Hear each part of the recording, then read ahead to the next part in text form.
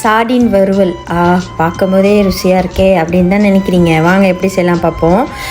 IIM பிராண்டோட இக்கன் மெக்கரல் அந்த சார்டின் வாங்கிக்கிங்க. அப்புறம் பார்த்திங்கன்னா அந்த சார்டினை வந்து இந்த மாதிரி முள்ளெல்லாம் எடுத்துகிட்டு சாஸை ரிமூவ் பண்ணிடுங்க.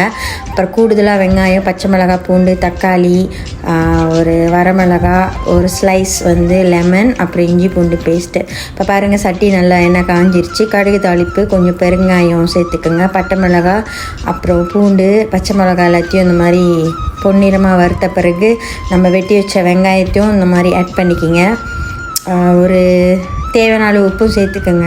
இப்போ பாருங்கள், கூடுதலாக நம்ம வந்து தக்காளி ஆட் பண்ணிக்கிங்க. அப்புறம் ஒரு பிடி கருப்பிலையும் ஆட் பண்ணிக்கிங்க.